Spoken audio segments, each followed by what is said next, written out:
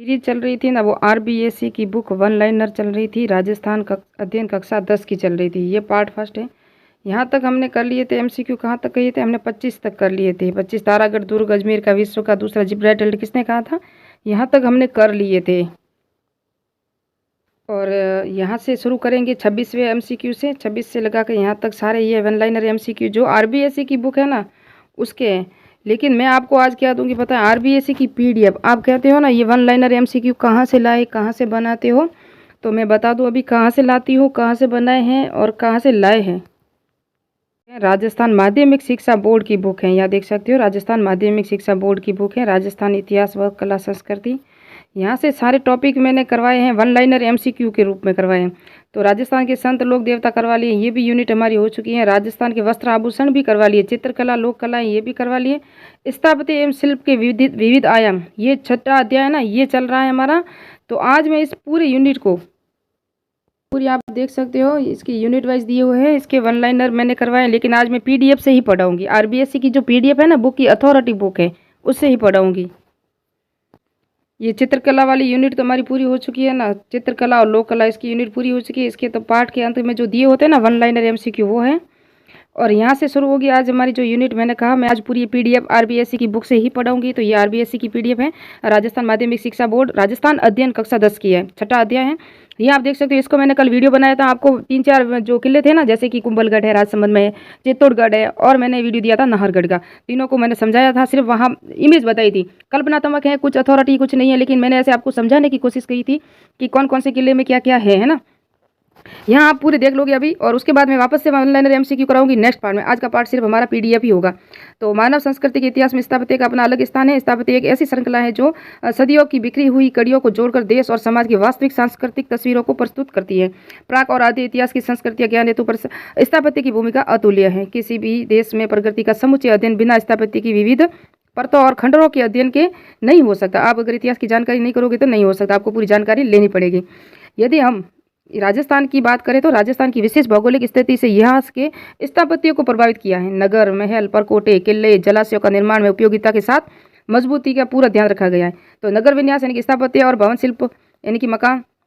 हनुमानगढ़ जिले में जो कालीबंगा सभ्यता थी ना और सौती में खुदाई में ऐसे अनेक प्रमाण मिले हैं जिससे ज्ञात होता है कि ऋग्वेदिक काल में इन सदियों कई सदियों पूर्व सरस्वती दरस्वती नदियों के किनारे पर बसे इन नगरों की नगर योजना व भवन निर्माण उच्च स्तरीय था। ईंटों से बने भवन, सड़कें, नालियाँ, गोल कुएं, ये मैंने सारे पढ़े हुए हैं। वेदियाँ आदि जो बात है ना वो प्रमाणित करती है, यानी कि प्रमाणित करती है पहले के ज़माने में भी किले हुआ करते थे, मकान हुआ करते थे। उसी के अनुसार वर्तमान में भी हमने हवेलियाँ, महल वगैरह बनाए हैं। कालीबंगा में कुछ ऊपरी परकोटे में थे, ऊपरी टीला था, निचली टीला था, पूर्वी टीला था, पश्चिमी टीला था। ऊपर टीलों पे भी मकान बनते थे, जिस तरह से वर्तमान में हम पहाड़ों पे भी मकान जो किले वगैरह बनाए हुए हैं। यह ना ये था दक्षिणी पश्चिमी राजस्थान के आहड़, गीलूट आदि संस्कृति के केंद्र रहे। मकानों में खिड़कियाँ, दरवाजे, बरामदे, खुले चौक आवास को पूर्णता प्रदान करते थे, जो यहाँ की समृद्ध अवस्था पर कर्मश इनकी जो प्रकाश डालते हैं। अनाज पीसने के पत्थर, तांबे के चदरें आदि आहड़ की कृषि और व्यवसाय प्रदान बस्ती की और संकेत करते हैं। पौराणिक सभ्यता के युग में राजस्थान में कई सांस्कृतिक केंद्रों का ज्ञान होता है, जिससे पुष्कर, मरुधव और जांगल, मत्स्य, सालव, मुरुकांतार आदि प्रमुख है। मुरुकांतार राजस्थान को ही कहा गया है, मारवाड़ को कहा गया है। महाभारत काल में विराटनगर, बैराट, पुष्कर आदि नगरों का वर्णन आता है, जो स्थापत्य और रक्षा की दृष्टि से नगर योजना की समृद्ध कहानी कहते हैं। मौर्य काल से लेकर उत्तर गुप्त काल में भारतीय स्थापत्य की भांति राजस्थान में भी स्थापत्य के विशेष रूप का विकास हुआ है। इस काल की कला को केवल राजकीय प्रशय से ही नहीं पलती थी, वरन आम जन के मध्य भी प्रचलित थी। विराटनगर किसे कहते हैं? जयपुर को। अशोककालीन सभ्यता का एक अच्छा उदाहरण है। यहाँ के भग्नावशेषों से स्तंभ, लेख और बौद्ध विहार के खंडर प्रमुख हैं। मौर्य काल में बेड़च नदी के किनारे मध्यमिका, चित्तौड़ के पास, जिसे आजकल नगरी कहते हैं, पहले क्या कहा जाता था? इसको मध्यमिका कहा जाता था। ऐसी जानकारी आपको कहीं नहीं मिलेगी। जो है ना भव्य नगर योजना इस बात की साक्षी है कि 3री सदी ईसा पूर्व 6ठी ईसा तक यहाँ भव्य नगर रहा। गुप्त और गुप्तोत्तर काल में मैनाल, अमजेरा, डबोक, भरतपुर के आसपास क्षेत्र नगरीय वैभव की साक्षी हैं। बावड़ियाँ, कुंड, मंदिर, सड़कें, नालियाँ, रियासती मकानों में संतुलित निर्माण और इन खंडरों के उपलब्ध पुरातात्विक सामग्री से आसानी से दिखाई पड़ता है। और 7वीं से 13वीं सदी तक का राजस्थान में स्थापत्य की दृष्टि से बहुत ही महत्वपूर्ण रहा।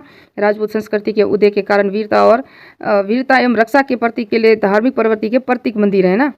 बनाए गए। ये सब इसकी जो पार्ट है ना उससे पहले जानकारी दी हुई है, उसके बाद हम देखेंगे दुर्ग शिल्प, है ना। तो पहले ये देख लेते हैं, जितना होगा 2 पार्ट में पूरा करूँगी तो 2 पार्ट में पूरा करूँगी, लेकिन करूँगी ज़रूर। आपको दूंगी अथॉरिटी नोट ही, है ना। उसके बाद राजपूत काल में जहाँ जहाँ राजधानियां बनी वहाँ नगर नियोजन विशिष्ट रहा। नगर की रक्षा एवं सुख सुविधा की दृष्टि से स्थान चुना जाता था, महत्वपूर्ण स्थल होता था। इस दृष्टि से भीनमाल, चित्तौड़, मंडोर, ओसिया, रणथंभौर, झालरापाटन, राजौरगढ़, आमेर जैसे स्थानों को राजधानी नगर बनाने हेतु चुना गया था। आगे चलकर देशी राजाओं ने अपनी अपनी राजधानियों के लिए जोधपुर, जैसलमेर, बीकानेर, उदयपुर, बूंदी, कोटा, जयपुर जैसे नगरों की स्थापना की। उन्हें परिपूर्ण रूप नगर के रूप में विकसित किया। जैसे कि जयपुर है ना, वो वर्तमान में आमेर था, उसकी राजधानी बाद में जयपुर बनी थी। और हम देखते हैं कुंभलगढ़ है ना, तो कुंभलगढ़ पहले चित्तौड़गढ़ था, फिर कुंभलगढ़ थे, फिर कुंभलगढ़ के बाद चित्तौड़गढ़ को राजधानी बनाया, फिर आहड़ था तो उदयपुर को राजधानी बनाया। इस तरह से ये विकसित होते गए शहर। आप कहते हो ना कहाँ से पढ़ाती हो, तो ये आरबीएससी की बुक है, आप पढ़ सकते हो। और मैंने जितने भी सेकंड ग्रेड के अगर आपने राजनीतिक यानी कि पॉलिटी के नोट्स मेरे देखे हो तो सब एनसीईआरटी के और आरबीएससी के अकॉर्डिंग है। लोक प्रशासन की पूरे वीडियो मैंने बनाई हुई है प्लेलिस्ट सेकंड ग्रेड की, वो भी आपको आरबीएससी की बुक से ही मिलेंगे सारे नोट्स। जहाँ जहाँ मैंने कुछ शिक्षा मनोविज्ञान पढ़ाया उसके अंदर भी आपको आरबीएससी मिलेगी, और जहाँ मैंने समाजशास्त्र पढ़ाया ना उसकी पीडीएफ पहले मैंने समाजशास्त्र के रूप में एनसीईआरटी और आरबीएससी के नोट्स ही शामिल किए। मैं कोई बाहर से नोट्स नहीं लेती, जहाँ तक हो सके मैं आरबीएससी और एनसीईआरटी से ही आपको नोट्स प्रोवाइड करवाए हैं जितने भी हैं। सारी प्ले लिस्ट पड़ी हुई है, तो वो सभी इन अथॉरिटी बुक की ही पड़ी हुई है। इसके अलावा अगर कुछ पॉइंट मैंने उसके अंदर शामिल किए होंगे ना तो वो सिर्फ कलाम नोट्स होंगे, इसके अलावा और कुछ नहीं होगा। और जब ये 10वीं की क्लास पूरी हो जाएगी ना तो उसके बाद मैं वापस से आपको 6 से लगा के 12 तक सिर्फ हिस्ट्री के 1 लाइनर एमसीक्यू कराऊंगी, जिससे आपको फर्स्ट ग्रेड के लिए आसानी होगी, क्योंकि फर्स्ट ग्रेड एग्जाम आ रहा है, जून में है इसके लिए। और उसके बाद और होगा तो मैं अथॉरिटी ही बुक आपको पढ़ाऊंगी, जैसे कि 11 क्लास की जैसे कि एथिक्स हो गई, दर्शन शास्त्र है, तो वो भी मैंने आपको अथॉरिटी बुक एनसीईआरटी और आरबीएससी के ही नोट्स उपलब्ध करवाए हैं। पूरी प्ले लिस्ट है, जितनी भी प्ले लिस्ट पड़ी हुई है। प्राचीन इतिहास है तो उसके अंदर भी मैंने 11-12 की जो आरबीएससी की बुक और उसके अलावा फर्स्ट ईयर सेकंड ईयर की जो बुक चलती है ना कॉलेजों में उसके अकॉर्डिंग, और वहाँ मैंने सौरभ चौबे होते हैं ना, सौरभ चौबे की बुक से नोट्स यानी कि अथॉरिटी नोट्स, अरविंद बनगड़िया, पप्पू सिंह प्रजापत, इसके अलावा मैंने कोई नोट्स नहीं दिया आपको। और ये उसके भी 1 लाइनर बनाने की कोशिश करूंगी मैं। जब सेकंड ग्रेड तो एग्जाम अभी सितंबर अक्टूबर में शायद बहुत दूर है, तो पहले फर्स्ट ग्रेड है, तो पहले मैंने सोचा कि आरबीएससी की बुक है जहाँ राजस्थान जीके आता है, हमारे फर्स्ट ग्रेड में भी आता है, सेकंड ग्रेड में भी आता है, कॉन्स्टेबल में भी आता है, तो मैंने सोचा ये अथॉरिटी नोट्स दे दूँ। कुछ विद्यार्थी हमारे राजस्थान के बाहर के हैं तो वो भी कह रहे हैं, तो आप प्लीज़ इन बुकों को पढ़ें, है ना। उदाहरण के लिए अब मैं स्टार्ट करती हूँ। उदाहरण के लिए यदि हम जयपुर को देखें तो महान शिल्पकार विद्याधर ने जयपुर शहर के 9 वर्गों के सिद्धांत पर बसाया। देखो याद रखना, 9 वर्गों के सिद्धांत पर बसाया था।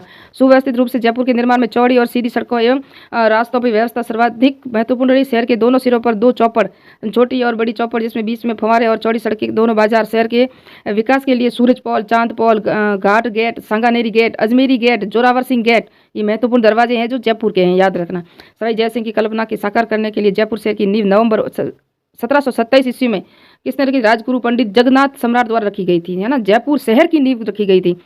कब रखी गई थी? नवंबर 1727 में। जयपुर किला है ना वो 1734 है, लेकिन ये 1727 है। वहाँ उसका मंडन है, शायद मंडन था, कौन था उसका, विद्याधर था या मंडन था वास्तुकार। यहाँ राजगुरु पंडित जगन्नाथ था सम्राट द्वारा रखी गई। आगे चलकर पूरे राजस्थान को नगर नियोजन की जयपुर के स्थापत्य को प्रभावित किया। 12वीं शताब्दी में जैसलमेर का निर्माण जंगल की निकटता, पानी की सुविधा को ध्यान में रखकर किया गया था। समुची योजना जनजीवन व्यापार की समृद्धि के हित में थी। चौहानों के समय में अजमेर की गिनती समृद्ध नगरों में की जाती थी। पृथ्वीराज विजय काव्य में अजमेर की तुलना इंद्रपुरी से की है। कई बार एग्जाम में प्रश्न आ चुका है, और ये 1 लाइनर में मैंने पढ़ाया था आपको कि पृथ्वीराज चौहान ने अजमेर की तुलना किससे की थी, तो इंद्रपुरी से की थी। और पृथ्वीराज विजय के काव्य में, पृथ्वीराज विजय है ना जो जयानक ने लिखी थी, बूंदी के स्थापत्य में उसके बनाने में जल की प्रचुरता का बड़ा हाथ रहा। जोधपुर और बीकानेर की बसावट में गढ़ निर्माण, परकोटे, भवन निर्माण भौगोलिक परिस्थितियों से संबंधित हैं। बीकानेर में समतल भूमि के में पैसे के अनुसार नगर के भाग बनाए गए, और हाँ हाटों और बाजारों को व्यापारिक सुविधा का अनुकूल बनाया गया। उदयपुर में झील के किनारे घाटियों अनुकूल पैसों के अनुसार मोहल्लों में बांटा गया था। नगरों के स्थापत्य में गांवों का स्थापत्य भिन्न रहा। पहाड़ी इलाकों में गांव, पहाड़ी ढलान कुछ ऊंचाई के लिए हुए, जैसे केलवाड़ा, सरवाड़ आदि पहाड़ों पर, और घने जंगलों में आदिवासियों की बस्तियां छोटी छोटी टेकरिया पर 2-4 झोपड़ियों के रूप में बसी मिलती हैं, जो उदयपुर में हमने देखा कई बार, जब वहाँ जाते हैं तो देखते भी हैं। और रेगिस्तानी गांवों में पानी की सुविधा के ध्यान में रखकर बसाया जाता है, इसलिए बीकानेर और जैसलमेर के गाँवों में सर अर्थात जलाशय का प्रयोग अधिकतर किया गया है। बीदा सर, जैत सर, उदा सर, इनकी सर लगता है क्योंकि पानी की उपलब्धता को देखते हुए। अब दुर्ग शिल्प है, अब वीडियो बड़ा हो जाएगा। मैंने कहा आपने मुझे बहुत सपोर्ट किया है, प्लीज़ आगे भी सपोर्ट करें, और मुझे सपोर्ट करेंगे तो मुझे भी थोड़ा सा हौसला और अफजाई होगा। तो मैं चाहती हूँ कि मेरा जो फ़ोन है ना उसकी मेमोरीज कम है, जिससे आपको जो फ़ोन की एडिटिंग है ना वो क्लियरिटी अच्छी नहीं दिखेगी, इसलिए मैं 10-8 मिनट का वीडियो बनाती हूँ। तो अभी ये 10 मिनट का ही बनेगा, उसके आगे हम देखेंगे, और आगे होगा तो दुर्ग शिल्प के बाद दुर्ग के प्रकार वगैरह पढ़ना है। ये राजस्थान के लिए हुए जो अथॉरिटी बुक है। और वापस से 3 पार्ट में ये शायद मुझे लगता है लेसन पूरा होगा, क्योंकि मेरी फ़ोन की मेमोरी के अनुसार ये 2013 में लिए थे ना, 6 दुर्गों को विश्व धरोहर में शामिल किया था, वो हैं दुर्गों के प्रकार, ये अथॉरिटी बुक में दिया हुआ है। फिर चित्तौड़गढ़ दुर्ग का मैंने कल पूरा वीडियो बनाया भी है और आपको वापस से मैं पढ़ाऊंगी, इसी के अकॉर्डिंग पढ़ाऊंगी। जब इसकी पीडीएफ पूरी हो जाएगी ना आपको पढ़ाने के बाद, फिर मैं वापस वन लाइनर एमसीक्यू स्टार्ट करूंगी। तो आप कहते हो वन लाइनर एमसीक्यू कहाँ से लेते हो, तो इससे मिलान कर लेना, और मैंने वहाँ पढ़ाए भी हुए। तो मिलते हैं नेक्स्ट पार्ट में, नेक्स्ट वीडियो में, जब मेरा फ़ोन अच्छा आ जाएगा, मेमोरी अच्छी। देखो मैं अभी तक है ना, मेरे सब्सक्राइब भी हो चुके हैं, लेकिन मैं अभी तक लाइव नहीं कर रही हूँ। लाइव स्ट्रीम कहाँ से करूँ, फ़ोन की मेमोरी ही नहीं है, मेमोरी होगी तब लाइव स्ट्रीम करूँगी। तो मिलते हैं नेक्स्ट पार्ट में, नेक्स्ट वीडियो में। जय हिंद, जय भारत। मुझे सब्सक्राइब कीजिए, लाइक कीजिए, कमेंट कीजिए।